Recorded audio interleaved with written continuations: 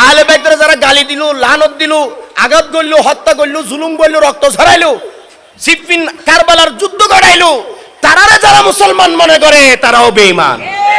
ঠিক না বেটি? কোন মুসলমান নয় মানুষ আহলে বাইতের দুশমনের সাথে সম্পর্ক রাখতে পারে না। ঠিক না বেটি?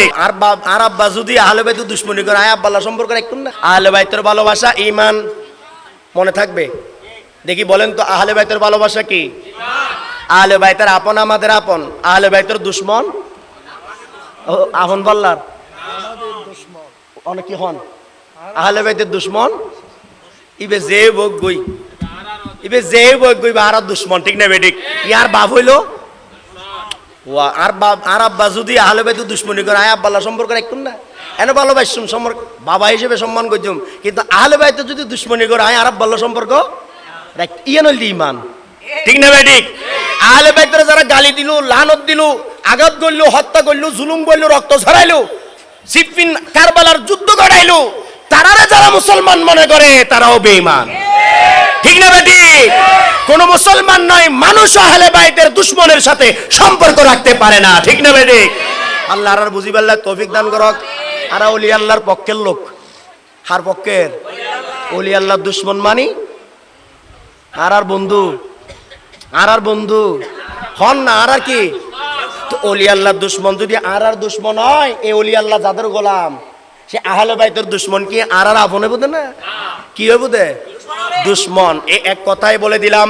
তাহলে এখান থেকে আকীদা পেলাম আহলে বাইত ভালো, আহলে বাইতকে ভালোবাসা ঈমান, আহলে বাইতের দুশমনকে ঘৃণা করাও ঈমান। ঠিক না বেটি? এরপরে আসুন, আরো অনেক বিষয় আছে, সঠিক আলেম চিনার অনেক উপায় আছে, অনেক বিষয় আছে, সেগুলো আপনাদেরকে বলার চেষ্টা করছি। এরপরে যারা হকের আলেম তারা সব বাতিলের বিরোধিতা করবে, শুধু এক বাতিলের বিরোধিতা করবে তা কিন্তু নয়, বাতিল ফেরকা বলতে যা যা আছে সবার বিরোধিতা করবে। ঠিক না বেটি? আমাদের সমাজের মধ্যে এমনও আলেম দেখবেন যারা শুধু ওয়াহাবিবাদের বিরোধিতা করে, আবার শিয়াবাদের দালালি করে। আছে কি নাই? আবার শিয়াবাদের বিরোধিতা করিয়ে না ওয়াহাবি হল্লা গালাগালি নো দলাদলি দলাদলি করত দে। ঠিক না বেটি? তাহলে কি হইল দিয়া কোলাকুলি দলাদলি দিয়ে নেব কেনা? তো শুধু শিয়াবাদের বিরোধিতা করার নাম সুন্নি না, শুধু ওয়াহাবিবাদের বিরোধিতা করা সুন্নি না। সুন্নি মানে সব বাতিলের বিরোধিতা, নাকি মিথ্যা? সুন্নি মানে বলেন না, সুন্নি মানে সব বাতিল থেকে মুক্ত পবিত্র, তারাই হলো প্রকৃত সুন্নি।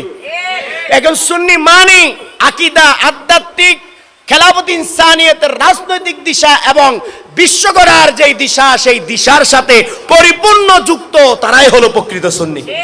ঠিক আছে বেঠিক? সুন্নি মিথ্যা কবুল করতে পারে না, সুন্নি জুলুম কবুল করতে পারে না, সুন্নি অন্যায় কবুল করতে পারে না। আমরা এখন দেখি সুন্নি বলে নাকি অমুকের দালাল।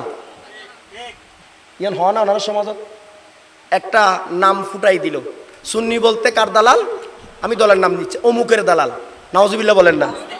আরো জোরে বলেন না নাউজুবিল্লাহ। কিল্লাহর হত্যারন না ওই সুন্নি নামদারি হল যায় দালালি বুঝি দে একটু আগে হইলে মনে রায়। ঠিক না বেঠিক? ওই তারা দালালি এখন আর দেয় হচ্ছে কই। আচ্ছা অনেকে গেই না দালালি করি বললাই এটা। আর এই পরিবারের, এই পরিবেশের, এই এলাকার কোনো মানুষ কি দালালি করতে গেই না? এখন ওনারাও দালালি করি কি? নাউজুবিল্লাহ হন না? জোর হন না নাউজুবিল্লাহ? তৈলি তার আর দোষী আইসিদা হার হাসে, কারণ নাম ব্যবহার করছি তো সুন্নি, নাম ব্যবহার করছি তো কি সাইনবোর্ড, কি সুন্নি সাইনবোর্ড। ইতাল্লাই তারা দালালি করো না, আজ আরো দালাল হন। নাউজুবিল্লাহ মিন জালিক। অথচ আমরা এমন সুন্নি যে সব বাতিল জালেমের বিরুদ্ধে আমাদের অবস্থান। ঠিক না বেঠিক? আমরা সব মিথ্যার বিপক্ষে, জুলুমের বিপক্ষে। এই ব্যাপারে কারা কারা একমত? হাত তুলে বলি। আল্লাহ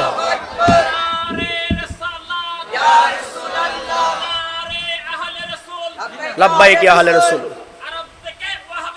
চিরতরে নিপাত যাক, চিরতরে নিপাত যাক, ইমান ধ্বংসের ঘৃণ্যপাত যাক। সবাইকে বুঝার তৌফিক দান করুক, আমিন। যাক, আলোচনা অনেক, কিন্তু সময় যাচ্ছে। সম্মানিত মেহমান বৃন্দ বসে আছেন, এমনি কেন আমি সবার ছোট, সবাই আমার চেয়ে ডাবল বয়স। ঠিক না বেঠিক? অতএব তাদেরকে কষ্ট দেওয়াটা অনুচিত। তাই সর্বশেষ আয়াত শরীফ যেটা আমি তেলাওয়াত করেছি সেটার সাথে সম্পৃক্ত করার জন্যই এত আলোচনা। তো বলছিলাম যে প্রকৃত আলেম হলো তারা যারা নিজেরা সর্ব বাতেল, সর্ব মিথ্যা, কুফর, জুলুম থেকে বেঁচে থাকবে, মানুষকেও বাঁচাবে। ঠিক না বেঠিক? তারা হলো প্রকৃত আলেম। তারা কি আলেম? বলে না, তারা কি আলেম? প্রকৃত আলেম। এমন আলেমের সঙ্গী হবেন, দুনিয়া আখিরাতে লাভবান হবেন। আর এরকম আলেমের সঙ্গী না হলে, দালাল না হলেও দালাল হবেন। ঠিক না বেঠিক? দালাল না হলেও তাদের দালালির কারণে নিজেও দালাল হয়ে যাবেন। আমরা চাই না কেউ ওদের অপবাদটা আমাদের উপর আসুক।